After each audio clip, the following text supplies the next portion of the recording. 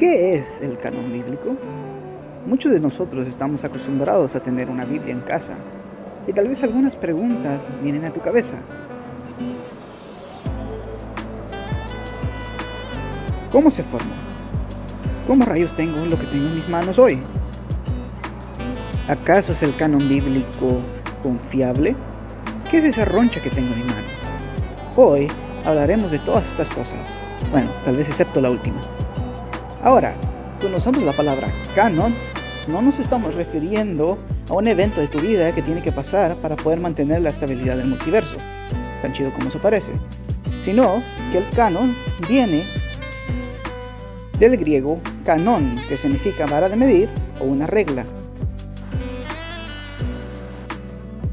En un mundo donde el avance tecnológico del papel no existía, los antiguos solían usar manuscritos. Estos rollos, hechos de la piel de diferentes animales, como las ovejas y las vacas, eran extendidos y dejados mojar hasta que pudieran ser aptos para escribir. Gracias a la gran paciencia de estas personas, hoy tenemos mucha información. Y después de un registro cuidadoso y tedioso, la Biblia fue formada. Ahora, nosotros tenemos la Biblia en casa y lo vemos como un libro, pero realmente este se divide en dos secciones, el Antiguo y el Nuevo Testamento. Y la palabra Biblia viene de biblios, muchos libros. La Biblia literalmente es una biblioteca. Particularmente, el Antiguo Testamento en sí mismo está dividido en diferentes secciones. Los primeros 5 libros son conocidos como el Torá o el Pentateuco y son los libros escritos por Moisés, seguidos por los libros históricos del libro Josué hasta Esther. Después vienen los libros poéticos, empezados por Job, Salmos, Proverbios, Eclesiastés, Cantar de los Cantares, y después llegan los libros proféticos, Isaías, Jeremías, Lamentaciones, Ezequiel y Daniel. Luego viene una larga lista de lo que conocemos como los profetas menores, empezando con el profeta Oseas y terminando con Malaquías, 400 años antes de Cristo. Pero, ¿cómo conseguimos estos libros? Todo empieza con Moisés. Moisés tiene una visión en donde Dios le dice, yo soy te enviado. Desde ese momento, todos los profetas que le siguieron decían que yo soy, el gran Dios les había mandado a comunicar un mensaje a la humanidad. Esos libros fueron escritos por reyes, por pastores, por personas ricas, por personas pobres, todas unidos para contar esta gran historia. Este concepto es conocido en la teología cristiana como inspiración. Vemos amplia evidencia de que los escritores consideraban a sus libros inspirados. Y estos mismos se citaban el uno al otro para poder confirmar que Dios en verdad estaba hablando a través de ellos. Para el tiempo de Josefo, el canon del Antiguo Testamento estaba cerrado y se consideraba inspirado. Después de Malaquías, los profetas se acabaron. Después de lo que parece una eternidad, 400 años para ser exactos, muchas cosas pasaron, incluyendo una guerra entre Judas Macabeo y otro grupo. Y la gente se preguntaba desesperada, ¿dónde estaba Dios?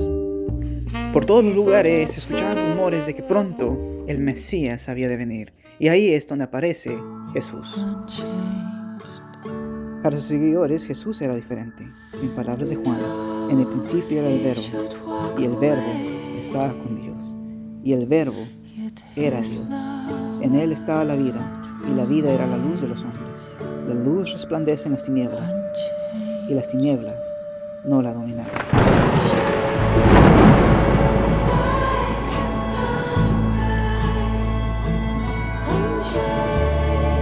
La idea que Dios había hecho hombre, que había muerto por los hombres que no lo merecían, revelaban un hecho simple pero profundo.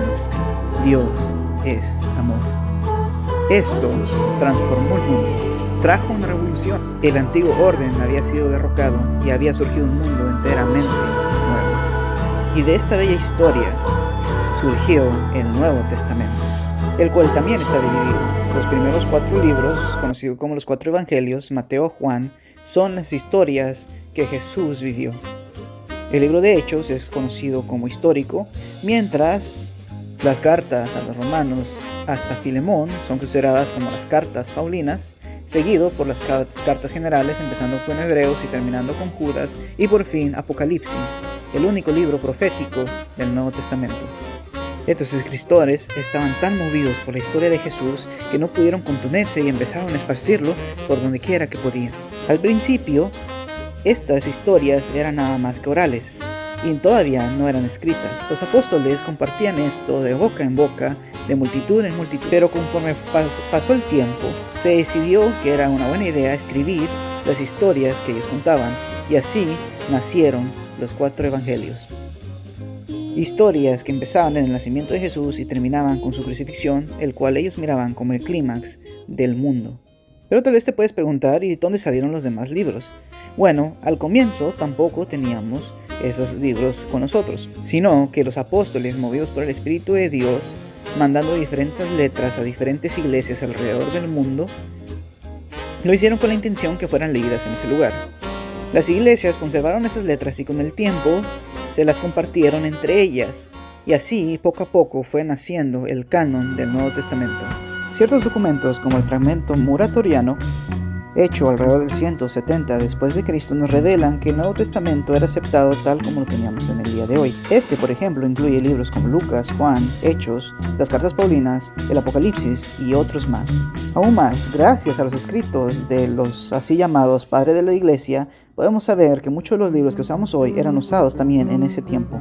Gracias a sus escritos, el Nuevo Testamento es citado en un 98.9% de su totalidad. Es fascinante ver qué tan bien conservada está la Biblia. Por ejemplo, históricamente solo tenemos del escritor Platón 7 manuscritos. Solo tenemos 10 de César y 8 de Heródoto, 444 del famoso orador Demóstenes, pero del Nuevo Testamento tenemos 5856. Verdaderamente, la Biblia es un libro fascinante. La siguiente gráfica por Chris Harrison, por ejemplo, nos enseña cómo la Biblia está interconectada y cómo ésta habla de su propia veracidad. Ahora, mi amigo curioso, ahora sabes cómo se formó el canon de la Biblia. Espero que hoy, cuando abras tu Biblia, puedas apreciar un poquito más su intensidad y su belleza.